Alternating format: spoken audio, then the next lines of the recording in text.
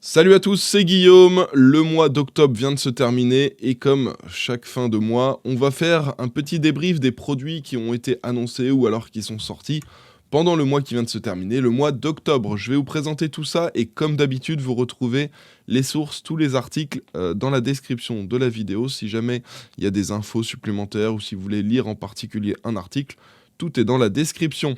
J'espère que la vidéo va vous plaire. Si c'est le cas, comme d'hab, n'hésitez pas à mettre un petit pouce bleu. Pensez à vous abonner si ce n'est pas déjà fait. Je vais vous lancer tout de suite le sponsor de la vidéo et juste après, on enchaînera avec les produits insolites du mois, mon produit coup de cœur et ensuite, on va parler de tous les produits en général qui ont été annoncés pendant le mois d'octobre. Allez, c'est parti! La vidéo d'aujourd'hui, elle est sponsorisée par CDK Offers. Donc CDK Offers, c'est un site qui vous permet d'acheter des licences, des clés pour des logiciels. Et ce qui est vraiment intéressant sur ce site, c'est le prix auquel on retrouve les clés pour Windows 10 Pro. Vous retrouvez un lien dans la description juste en bas. Et sur ce site, vous allez pouvoir acheter une clé pour Windows 10 Pro pour un petit peu plus de 12 €. Vous avez juste à cliquer sur le lien dans la description, à ajouter le logiciel dans le panier. Là, il faudra se connecter ou alors créer un compte si c'est pas déjà fait et ensuite ajouter le code promo GU20 qui vous permet d'avoir 20% par rapport au prix qui est affiché sur le site. Une fois que le paiement il a été fait, il faudra attendre 1 voire 2 minutes et ensuite aller dans le User Center et c'est là qu'on va pouvoir retrouver toutes les clés qu'on a achetées sur le site. Donc là, il suffit tout simplement de copier la clé, d'aller dans les paramètres d'activation de Windows 10 et de coller la clé à ce niveau-là. Et ensuite, le Windows sera activé. Alors du coup, c'est parti, on commence avec le premier produit insolite. Il y en a deux ce mois-ci. Le premier produit, c'est une sorte d'ensemble avec une table, un siège, etc. pour l'hiver. Alors, c'est le Gaming Kotatsu Futon, je sais pas comment ça se prononce exactement, mais globalement c'est un ensemble avec une table, avec une sorte de gros duvet, voilà, histoire d'être en mode cocooning pendant l'hiver quand on fait du gaming. J'ai trouvé ça assez atypique, je sais pas s'il y a des gens qui vont acheter ça. Moi perso, j'irai pas dépenser de l'argent dans ça. Vaut mieux mettre le chauffage chez soi ou se prendre un petit, un petit duvet quand on veut jouer et qu'on a froid, mais là ça c'est peut-être un petit peu trop, je trouve. Alors peut-être que dans les pays asiatiques, il y aura une cible, il y aura des gens qui vont dépenser leur argent pour ça. Mais je pense que pour la France, en tout cas, ils vont pas avoir beaucoup de clients. En tout cas, j'ai trouvé le produit assez rigolo, assez atypique, et je me suis dit on va le mettre dans les produits atypiques du mois d'octobre. C'est assez spécial. Dites-moi dans les commentaires si vous seriez prêt à payer pour une sorte de setup comme ça, un petit setup chill, bien au chaud pour l'hiver, sachant que c'est un truc... non, vous avez même un chauffage qui est intégré à l'intérieur, hein. Vous avez une option où vous pouvez prendre un chauffage en plus dedans. Donc voilà, c'est assez spécial. Moi perso, ce serait pas trop le genre de produit que j'achèterais. Vous pouvez acheter ça sur Amazon Japon. Alors pour la France, ça va être compliqué de vous le procurer, mais voilà, assez spécial comme produit. Un autre produit atypique, enfin c'est une gamme de produits, c'est une collection Razer en édition spéciale les Schtroumpfs. Alors quand j'ai vu ça, j'ai cru que c'était une blague. Après j'ai regardé la date, je me suis dit on n'est pas le 1er avril, donc ce n'est pas une blague. Une collection Schtroumpf pour la Razer Orochi V2 et le Gigantus V2. Donc c'est une souris et un tapis de souris qui existe en plusieurs tailles. Et ben voilà, hein, tout est dit, ils ont sorti une édition spéciale pour les Schtroumpfs. Alors au niveau des prix, on est à 40 et 60 $ pour le tapis de souris. Pour la souris, on est à 90 $. Je trouve que c'est déjà cher en version classique. Alors là, en édition limitée, encore plus.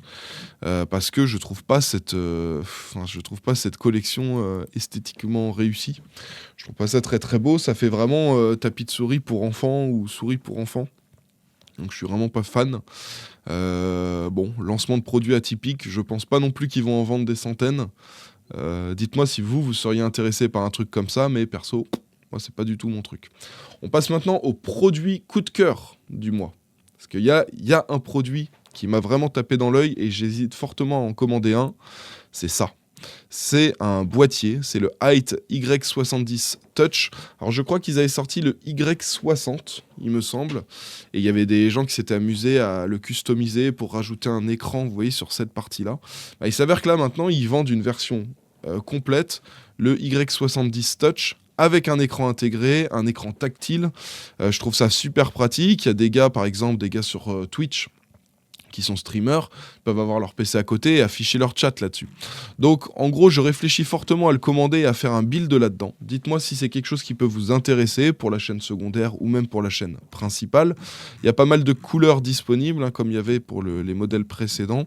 Et si vous voulez un petit peu plus d'infos, je vous recommande la chaîne de TechSource. C'est un YouTuber américain qui lui aussi a fait une vidéo justement sur ce boîtier. Pour le présenter en détail, et moi je suis ultra chaud pour faire un build là-dedans.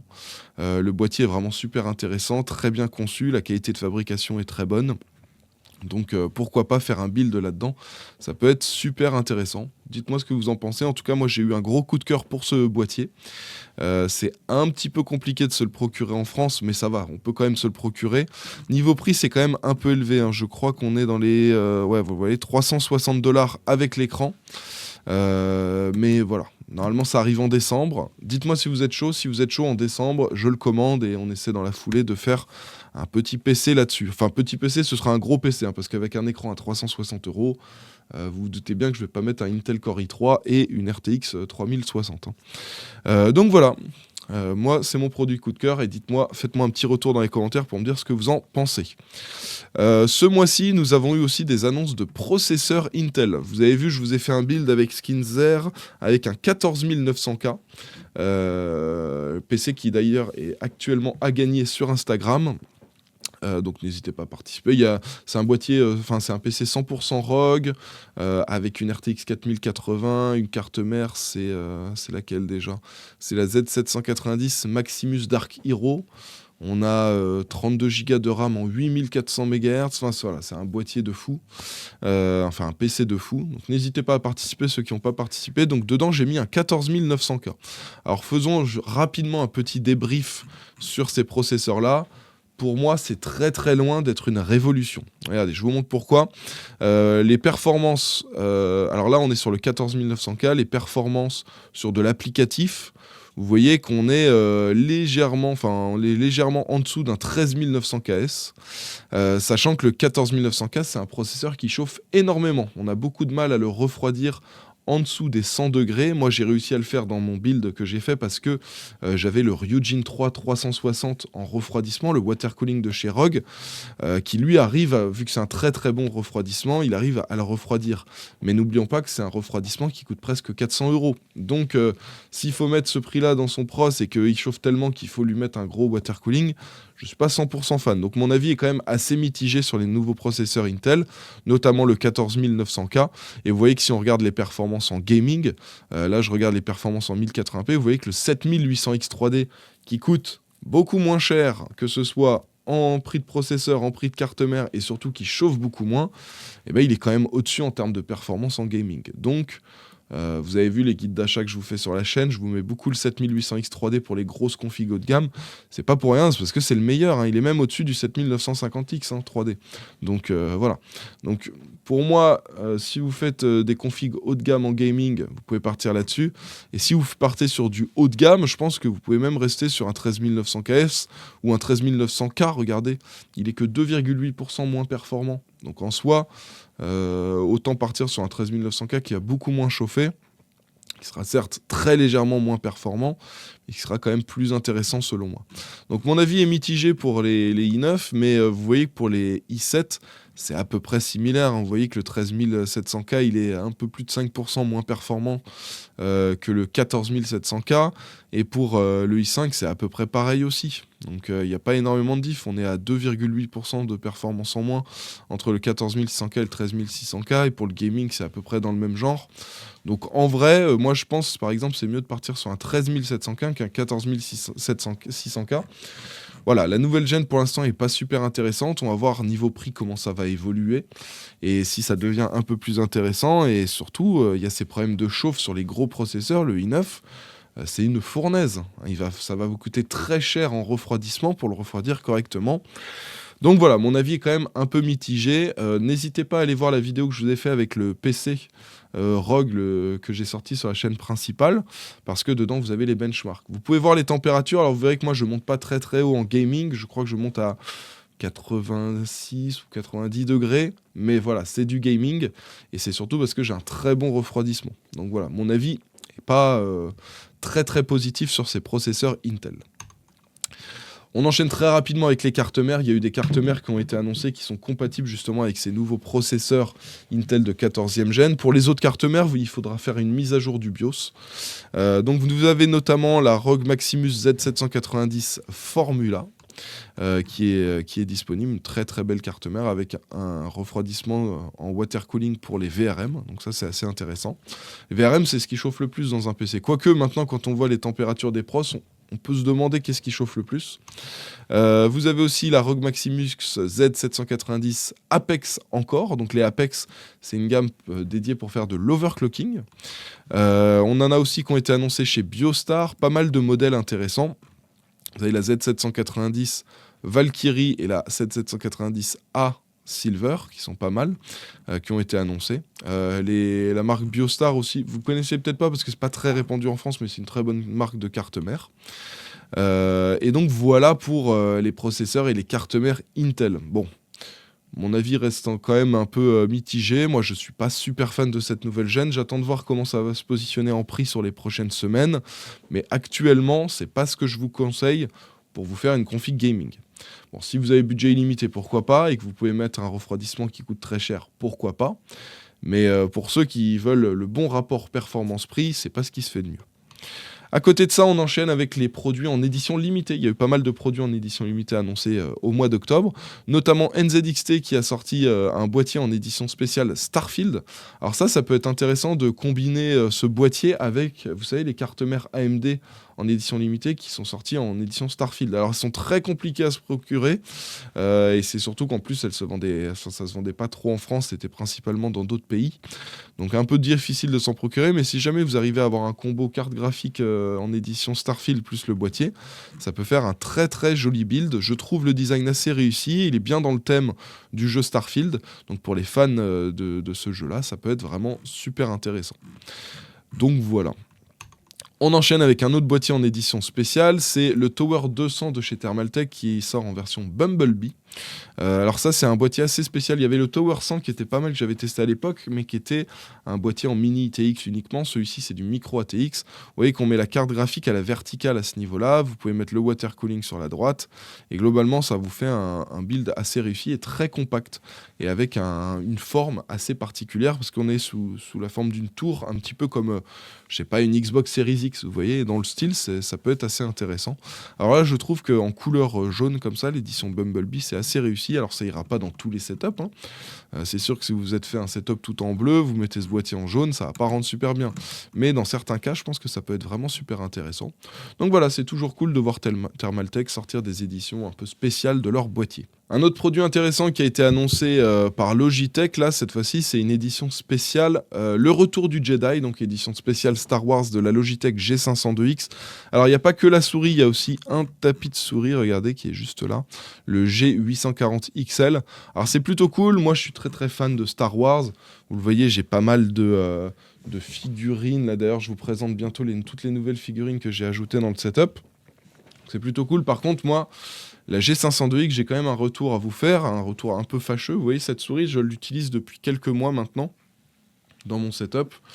Au début, tout allait bien. Je la rechargeais à peu près toutes les 3 semaines, la souris. J'étais content, la batterie tenait bien. Et il s'avère qu'au bout de 5-6 fois où je l'ai rechargée, maintenant, il faut que je la recharge tous les 3 jours. Donc j'ai l'impression que la batterie à l'intérieur, elle a tenu 5-6 recharges.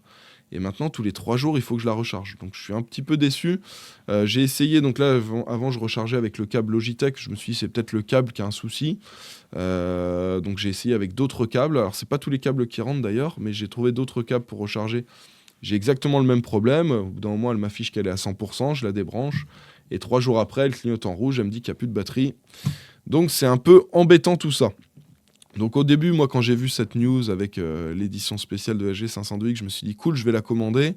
Et puis après, je me suis rappelé mes petits soucis de batterie avec la mienne de G502X et je me suis dit pas sûr que je vais la commander parce que j'espère que je vais... Enfin, je me suis dit je vais peut-être avoir les mêmes problèmes de batterie. Et vu que c'est une souris qui coûte quand même assez cher, je me suis dit c'est pour qu'elle tienne 4, 5, 6 mois et que après il n'y ait plus de batterie, c'est problématique. En tout cas, c'est toujours cool. Je trouve le design assez réussi pour ce modèle-là. D'ailleurs, faites-moi un petit retour dans les commentaires, ceux qui ont une Logitech G502X. Dites-moi si vous avez le même genre de problème que moi. Parce que franchement, c'est une souris, je crois que je l'ai payé 170 euros. 170 euros, tu t'attends à ce que la batterie, elle dure plus que 4-5 mois, quoi. Enfin bon. Donc voilà, mais sinon, bon, le design est réussi, je trouve, pour ce modèle de souris. Les tapis de souris aussi sont assez réussis, je trouve. L'édition avec Dark Vador est vraiment top. Donc voilà, pourquoi pas, mais moi perso, je vais pas l'acheter parce que bon, j'ai eu quand même une mauvaise expérience avec ma G502X. À côté de ça, on a aussi des éditions limitées chez SteelSeries, donc la collection Ghost qui est relancée, donc en édition limitée avec le clavier, le Apex 7 TKL, donc 10 keyless, donc sans le pavé numérique, et on a aussi la souris sans fil, la SteelSeries Aerox 3 Wireless Ghost. C'est des très très bons produits. Là, l'édition limitée est très réussie d'un point de vue design, je trouve vraiment c'est au top. Le souci de ces produits-là, pour moi, ça reste quand même le prix, 110 euros pour la souris et 180 euros pour le clavier. Je trouve que c'est quand même un peu cher. Le souci, c'est qu'on ne va pas les avoir en promo, ceux-là, parce que c'est des éditions limitées. Donc, c'est pas tout le monde qui va pouvoir se payer ça. Moi, j'aimerais bien voir ces produits-là une trentaine d'euros moins cher. Vous voyez, la souris à 80, ce serait déjà un peu plus abordable. Le clavier à 150, ce serait aussi un peu plus abordable. Donc, ça pourrait être cool. Les produits sont bons, le design est réussi, mais je trouve que d'un point de vue prix, c'est quand même un petit peu trop cher. On enchaîne avec tout ce qui est sorti de boîtiers. Alors on a pas mal de boîtiers assez intéressants qui ont été annoncés au mois d'octobre. On a donc le Geometric Future 2 Arc, un boîtier très particulier. Regardez, c'est un format, ça ressemble un peu, vous voyez, à une Xbox Series X au niveau de la forme du boîtier. Très particulier. Alors il y a deux versions. Donc vous avez la version Mesh White et Mesh Black. Vous voyez ces versions-là. Et vous avez une autre version Premium Deluxe. Là, attendez, comment elle s'appelle déjà? Voilà, une édition Deluxe avec un panneau de verre incurvé et un cadre gris sidéral. Donc c'est cette version-là, vous voyez. Donc c'est pas mal. Ça peut être intéressant. Il faut voir exactement si d'un point de vue montage, c'est facile ou pas. Parce que dès qu'on est sur des formats un peu spécifiques, un peu particuliers, parfois en termes de montage, c'est pas forcément ce qu'il y a de plus facile. Mais bon, je trouve le design assez réussi. Ça permet d'avoir un petit boîtier discret à côté de son écran. Ça fait pas trop PC gamer, mais on voit quand même qu'on a un PC. Et ce qui est bien, c'est que vu la taille, on peut mettre quand même des grosses cartes graphiques. Voilà, ça permet de se faire un PC assez puissant dans un format assez compact. Ça peut être assez intéressant. Comme boîtier. Pour info, on est à 160 euros pour la version classique en mesh. Je trouve ça très correct. Par contre, la version de luxe, ils se sont touchés. 260 euros, juste pour qu'il y ait des vitres. Merci. Moi, perso, en plus, je préfère avoir la version mesh. Parce que là, vu qu'on est sur un petit boîtier, on va pas avoir beaucoup d'espace pour refroidir. Vaut mieux avoir du mesh pour que l'air rentre bien à l'intérieur du boîtier. À côté de ça, on a un boîtier très particulier de chez Sharkoon, c'est le Rêve 300. Alors Rêve, pourquoi? Parce que c'est reverse. Vous voyez que la vitre, d'habitude, elle n'est pas du côté droit du boîtier, elle est du côté gauche. Et là, on est du côté droit. Donc pour ceux qui veulent mettre leur boîtier à gauche sur leur bureau et pour avoir l'intérieur de leur PC avec la vitre, c'est ce type de boîtier vers lesquels il faut se diriger. Alors c'est particulier parce que du coup, vous avez quand même la connectique donc à l'arrière du boîtier, mais vous avez la carte mère qui fait un 180, qui est inversée. Ce qui fait que, en gros, vous avez pas la carte graphique qui a la même forme que d'habitude. Alors non, sur celle-ci, je crois que c'est pivoté à 90 degrés, c'est pas du 180. Voilà, c'est à 180 degrés. Donc vous voyez, en gros, le boîtier, vous allez avoir, au lieu que la carte graphique soit comme ça, vous allez avoir la carte graphique qui va être comme ça. Vous allez avoir les RAM qui seront en bas sur le boîtier et vous aurez le CPU juste au-dessus. Donc c'est assez particulier comme format, mais ça permet, pour ceux qui veulent un boîtier sur leur gauche avec la vitre visible, d'avoir quelque chose d'intéressant. D'autant plus que Sharkoon, en termes de prix, ça reste quand même très correct de manière générale. Alors là, j'ai pas vu de prix affiché, mais en général, ça reste très correct. Donc voilà, c'est un format assez particulier pour ce boîtier-là, mais qui peut être intéressant dans certains cas pour certains d'entre vous. On a aussi Enermax, là, ils sortent deux boîtiers, le MS21 et le MS31.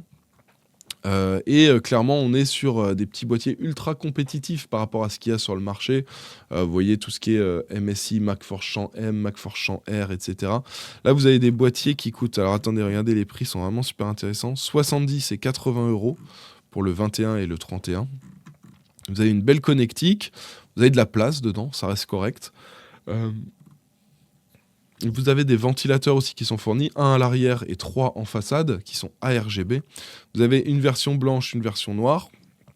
Et je trouve que pour 70 et 80 euros, le prix est vraiment super intéressant. C'est du mesh en façade, donc vous aurez une belle aération, un bon flux d'air dans le boîtier. Et clairement, ça va être les boîtiers intéressants pour ceux qui veulent se faire des petites configs, petit budget, pas trop élevé, qui veulent quelque chose de correct avec un bon flux d'air dans le boîtier, sans mettre une fortune dans le boîtier. Ça peut être vraiment super intéressant parce qu'on a tous les ventilateurs qui sont fournis avec. Vous mettez un petit water cooling IO de 240 sur le dessus ou alors un ventirad. Et là, vous avez quelque chose vraiment au top. À côté de ça, on a aussi Géométrique Future qui sort le modèle 4 King Arthur. Alors là aussi, celui-là, si je vous en parle, c'est parce que j'ai trouvé le boîtier assez atypique. On a un bloc complet sur le dessus et puis un petit peu de mèche sur le dessous. Je trouve le boîtier joli. J'aime bien l'originalité de ce boîtier, mais j'ai quand même quelques doutes sur le refroidissement. Alors ils nous disent flux d'air amélioré. Moi là-dessus, en fait, je vois un water cooling sur le bas, avec donc des entrées d'air sur le dessous. Et ensuite, il y a des ventilateurs sur le dessus. Donc ça veut dire que ça va être un flux d'air qui va partir du bas vers le haut. Le mesh qu'on a en façade à ce niveau-là va pas servir à grand-chose, je pense. Parce qu'on va pas pouvoir, vous voyez, on peut pas placer de ventilateur si on a un water cooling 360. Et je pense que c'est mieux de mettre un water cooling 360. Pour info, eux, sur les photos, ils ont pas mis les ventilateurs dans le bon sens. Parce que là, ça fait descendre l'air vers le bas. C'est pas du tout ce qu'il faut faire. Bon, le boîtier, je me plais bien, il est joli. La question, c'est est-ce que ça va être bien refroidi ou pas. On a aussi la question de, là, on a des tubes qui passent, est-ce qu'ils vont pas être gênés par la carte graphique si on met une grosse carte graphique à ce niveau-là. Bon, il y a pas mal de questions que je me pose, mais je trouve le boîtier, il offre des choses intéressantes qui changent de ce qu'on voit d'habitude. Donc pourquoi pas, ça peut être intéressant. Au niveau du prix, on est à 99 $ pour la version en noir et 110 $ pour la version en blanc. Ensuite, on a un boîtier, bon ça c'est le boîtier extrême là, de chez EK qui vient d'être annoncé, en édition limitée. Alors tout de suite, je vais tout de suite vous stopper, hein, parce que là je sais que vous voyez le boîtier, vous dites waouh, il est magnifique, il est trop beau, voilà. Laissez-moi tout de suite vous montrer le prix, parce que vous savez que quand il y a écrit EK sur un produit, tout de suite on fait x3 ou x4 par rapport au prix normal auquel ça devrait être. 2490 €. Voilà. Donc vous êtes arrêté tout de suite dans votre lancée. Ceux qui se disaient cool, il est beau, je vais me l'acheter. Voilà, 2500 €. Pour moi, c'est n'importe quoi ces prix-là. Ça peut être le meilleur boîtier de l'univers. Le prix de 2500 € ne sera jamais justifié selon moi.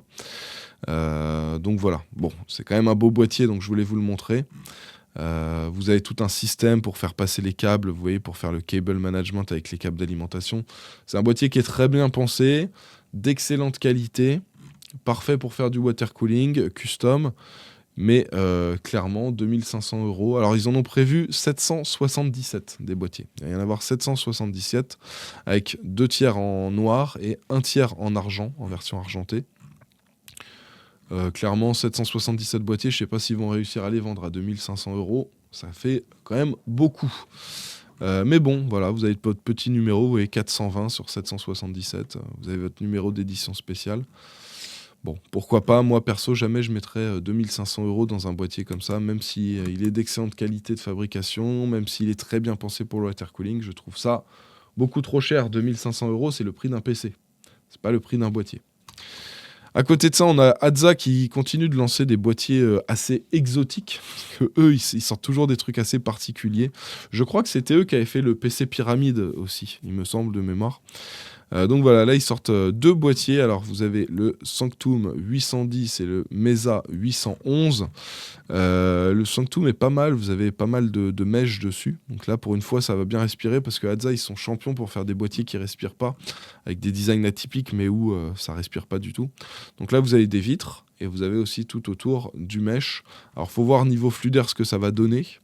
Et sinon vous avez celui-ci, le Mesa 811. Bon, c'est des designs assez particuliers, hein. Regardez la forme de ce boîtier-là. Mais pour ceux qui veulent quelque chose d'atypique dans leur boîtier, pourquoi pas? Ça peut être intéressant. À côté de ça, alors là, on a un écran qui a été annoncé au CES et qui maintenant est disponible. C'est un écran 540 Hz. Voilà. C'est pas un écran 240, c'est pas un écran 360, c'est un écran 540 Hz. Donc, très particulier comme écran. C'est vraiment pas destiné à tout le monde. On est sur un écran de 24 pouces, Full HD, et comme je vous l'ai dit, avec 540 Hz, c'est-à-dire que cet écran est en capacité d'afficher 540 images par seconde. Donc c'est assez fou. Mais clairement, je vous avais fait il y a 3 ans maintenant, je crois, une vidéo avec Gibbs, qui est streamer, où justement on comparait un écran 240 Hz avec un écran 360. Et clairement, on en arrivait à la conclusion que, alors, quand tu passes d'un 60 Hz à un 144 ou un 165, tu vois une grosse diff. Quand tu passes d'un 144 ou 165 à un 240, ok, il y a une diff, mais c'est pas énorme. Voilà, donc vraiment, ça va être les très bons joueurs qui vont se prendre du 240 Hz. Et clairement, entre du 240 et du 360, tu ne vois quasiment pas la différence. Et surtout, la différence de prix était telle qu'au final, l'intérêt de mettre autant d'argent en plus pour passer sur du 360 Hz, c'était vraiment que pour le top du top des meilleurs joueurs compétitifs. Là, on est sur du 540. Et je pense que la diff entre un 360 et un 540 va se voir encore moins. Donc clairement, on est sur un écran très spécial qui va être destiné uniquement à l'élite de certains jeux ultra compétitifs, les top joueurs mondiaux Counter-Strike par exemple, pourquoi pas passer sur un écran comme celui-ci, les joueurs Apex, voilà, mais à moins que vous n'ayez un excellent niveau dans un jeu ultra compétitif, je pense qu'il n'y aura pas vraiment d'intérêt d'acheter un écran comme celui-ci. Donc voilà. C'est un écran qui est intéressant, c'est cool qu'il existe, mais il va concerner que très peu de personnes. Donc vraiment les joueurs compétitifs, et surtout les joueurs compétitifs qui ont un excellent niveau dans le jeu. Donc voilà pour l'écran. À côté de ça, Asus, ils nous sortent aussi une carte graphique. Alors ça, je vous avais déjà parlé parce qu'il y avait eu des leaks à un moment. Là, ça se confirme parce qu'ils ont déclaré une 4068 Go en version SSD. Donc ça veut dire que ça arrive. Voilà ce que c'est comme carte. Un SSD sur une carte graphique. Donc moi, je vous en avais déjà donné mon avis là-dessus. Le SSD, quand ça chauffe, ça se bride, ça fonctionne moins vite. Donc les vitesses de lecture et d'écriture sont beaucoup plus faibles quand ça surchauffe un SSD. Et là, ils se sont dit que ce serait une super idée de mettre un SSD sur un des éléments qui chauffe le plus dans un PC. Pour moi, c'est pas du tout une bonne idée. La carte graphique va transmettre sa chaleur au SSD. Le SSD va choper cette chaleur et pour moi, il va se brider dans certains cas de figure. Et pour moi, c'est pas du tout une bonne idée de faire ça. On a des emplacements SSD sur la carte mère, profitons-en, utilisons-les et n'utilisons pas des cartes graphiques pour mettre nos SSD dessus. À côté de ça, on a une nouvelle marque de hardware, ça s'appelle APNX, c'est peut être une marque très intéressante à surveiller, ça a été lancé par Case King. Alors Case King, vous connaissez peut-être pas, donc là c'est Case King France qui lance ça, mais à la base Case King c'est un site allemand, c'est un petit peu comme LDLC, vous voyez, c'est un revendeur de PC, etc., de composants. La différence c'est que Case King c'est allemand et c'est aussi beaucoup moins cher qu'LDLC, donc souvent on arrive à faire des belles affaires sur le site de Case King. C'est aussi eux, il me semble, qui gèrent Noble Shares en France, donc voilà. Et donc là ils nous sortent une marque hardware avec des boîtiers, avec du RGB, etc. Et moi, ce qui m'a tapé à l'œil, c'est ce Ventirad. Alors, regardez ce Ventirad. Je trouve que le design ressemble énormément aux cartes Founders Edition qu'on a chez Nvidia. Et je pense que ça peut être un design très réussi de se prendre justement une carte en Founders Edition avec ce Ventirad dans un boîtier de cette marque-là. D'un point de vue esthétique, ça peut être intéressant. Je pense que niveau prix, ça va être aussi très correct. Donc là, on n'a pas encore justement les prix, on ne sait pas encore disponible tout de suite. Mais je pense que quand ça va sortir, les prix vont être vraiment ultra compétitifs avec ce qui se fait sur le marché. Je vois du boîtier mèche avec des ventilateurs. Voilà, je pense que ça peut être intéressant de surveiller cette marque-là et quand ce sera dispo sur le site de Case King, pourquoi pas en faire un test, faire un montage PC avec ces composants-là. Moi, je suis en réflexion et je vais surveiller ça sur les prochaines semaines pour pouvoir vous mettre les produits en avant et vous donner mon avis, vous dire si c'est intéressant ou pas. On a des écrans qui ont été annoncés par Alienware. Alors des écrans intéressants mais qui vont très certainement coûter très très cher. C'est de l'OLED, c'est même du Quantum Dot OLED. On a 2 écrans, un 32 pouces 4K 240 Hz. 32 pouces pour de la 4K, pour moi, c'est intéressant. Idéalement, si vous faites de la Full HD, c'est 24-25 pouces. Si vous faites de la Quad HD, du 27. Et si vous faites si vous faites de la 4K, vous prenez du 32 pouces. Donc voilà pour le premier écran. Le deuxième, c'est du 27 pouces en Quad HD et en 360 Hz. On est sur de l'OLED, donc les temps de réponse sont excellents. Le taux de rafraîchissement, je vous l'ai dit, 240-360. La qualité de l'image est incroyable. On a 3 ans de garantie contre le burn-in, donc les petits éléments qui peuvent rester affichés sur l'écran quand ça reste affiché très longtemps. Alors il y a des technos qui sont intégrés pour éviter ça, mais on a quand même 3 ans de garantie au cas où ça arrive, parce qu'on n'est jamais à l'abri que ça arrive. Donc c'est plutôt cool. Là, ça va être des produits ultra haut de gamme, et en termes de prix, vous attendez pas à voir ça en dessous des 1000 euros. Hein. Pour moi, on va être sur du 1300, 1400, 1500. Le 4K 240 Hz, ça va être très très cher. Donc voilà, mais ceux qui veulent mettre un gros budget pour avoir un bon écran qui va tenir longtemps et d'excellente qualité sans aucun compromis, ça peut être intéressant, mais destiné uniquement au très très gros budget. À côté de ça, on a HyperX qui nous sort des éléments pour les streamers. Alors on a un bras de micro, on a une webcam hors de prix, vous allez voir, et on a un audio mixeur. Alors laissez-moi vous montrer d'un petit peu plus près. Alors la webcam, elle filme en 4K, mais je vous donne tout de suite le prix. 259 € pour une webcam, pour moi, c'est beaucoup trop cher. Avec ce qui se fait sur le marché actuellement, on a des solutions déjà très correctes pour entre 60 et 150 €. Ça sert à rien de mettre 100 € de plus pour ce modèle-là. Alors, à moins qu'elle ait les performances d'une vraie caméra, d'un réflexe par exemple, pourquoi pas, mais j'en doute fortement. Donc voilà, à voir. Mon avis est plutôt mitigé pour l'instant. L'audio mixeur, vous voyez, c'est pour brancher un micro XLR dessus. Ça peut être intéressant, pourquoi pas, mais regardez, même en termes de prix, l'audio mixeur, on est à 200 €, sachant qu'on sait que Elgato a sorti un système vraiment super intéressant. Vous avez le micro à 130, vous avez le bras, vous avez le Wave XLR. Moi, c'est ce que j'utilise actuellement, et je trouve que c'est un système qui fonctionne vraiment super bien.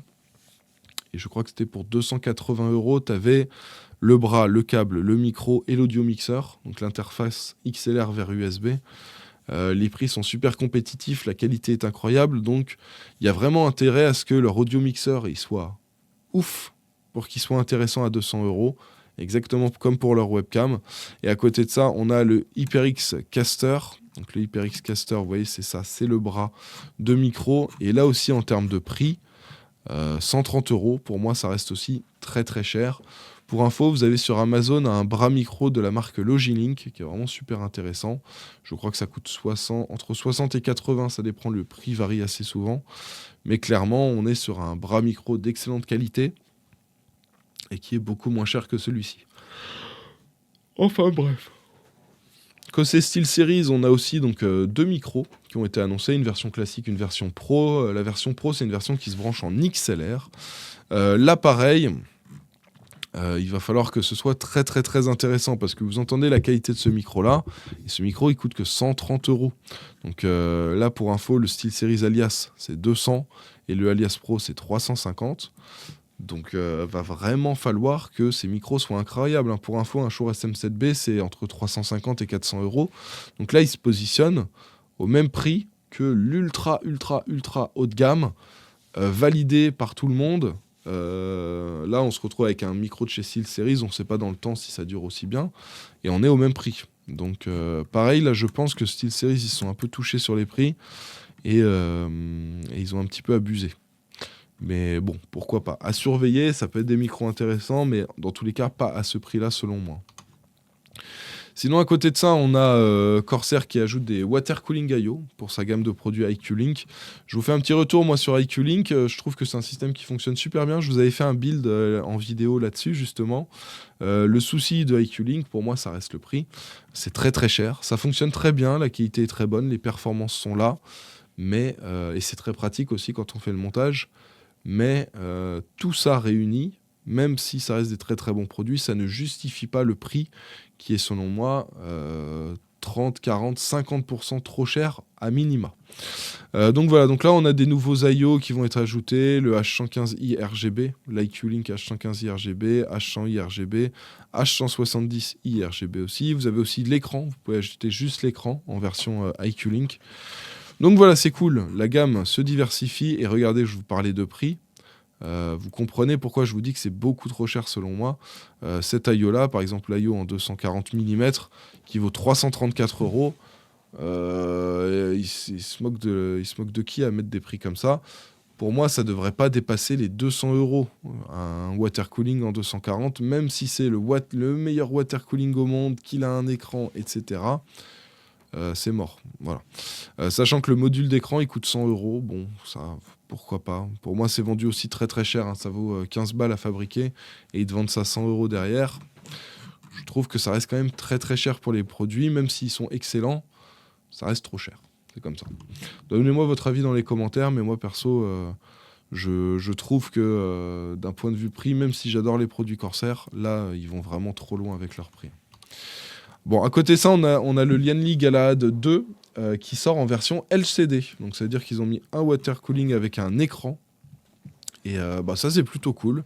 Le water cooling Lianli fonctionne plutôt bien, les perfs sont plutôt bonnes. Donc voilà, par contre, en termes de prix, ça reste quand même assez élevé. Je l'ai regardé sur LDLC, je crois qu'il est un peu en dessous des 300 €. Mais ça reste quand même assez cher. Vous voyez, regardez, la version 280, c'est 229, et la version 360, ça va jusqu'à 289 €. Ça reste quand même assez cher. Par contre, alors ça, celui-là, faut le surveiller, les gars. Thermalright Frozen Vision 360 Black. Le Thermalright, les water cooling Thermalright, ils ont des prix incroyables, entre 60 et 80 €. On arrive à avoir des water cooling en 360 mm. Donc clairement, actuellement, c'est ceux qui ont le meilleur rapport performance-prix. On arrive à avoir quelque chose de très correct pour refroidir son processeur à des prix vraiment imbattables, genre 2, 3, même parfois 4 fois moins cher que ce qui se fait chez la concurrence. Et là, ils nous annoncent un water cooling avec un écran. Donc autant vous dire, là actuellement, il y en a beaucoup qui baissent les prix de leurs IO parce que c'est trop cher face à des marques comme Thermalright. Mais par contre, il n'y avait personne sur les écrans. Et on se retrouvait avec uniquement des water cooling avec des écrans qui coûtaient très très cher. À part chez Thermaltake. Thermaltake, ils en ont sorti où ça allait niveau prix, c'était correct. C'était pas non plus l'affaire du siècle, mais ils n'avaient pas abusé sur les prix. À côté de ça, sinon on n'a que des choses qui sont vraiment très très chères quand on veut un écran sur son water cooling. La Thermalright, ils arrivent et je sens qu'ils vont casser les prix. Alors le petit souci, c'est qu'on n'a pas encore d'infos sur le prix. Il n'y a pas encore de date. Ils ont dit octobre 2023. Bon. Actuellement, moi, je ne l'ai toujours pas vu sortir, ce water cooling, mais bon, ça devrait arriver. Et les tarifs, on n'a pas d'infos non plus, malheureusement. Donc voilà, mais à surveiller parce que je suis quasiment sûr qu'on va avoir des prix ultra compétitifs. Et ce qui est bien, c'est que même si vous ne voulez pas acheter ce water cooling, même si voilà, vous n'êtes pas la cible, gardez bien en tête que si vous voulez vous acheter un water cooling avec écran chez Corsair, Asus, etc., si la concurrence vend tous les water cooling avec écran parce qu'ils sont 3 fois moins chers, ils vont être obligés d'ajuster leur prix. Et ça, c'est positif pour le consommateur, pour l'acheteur. Donc c'est toujours bien de voir de la concurrence qui s'ajoute sur certains secteurs.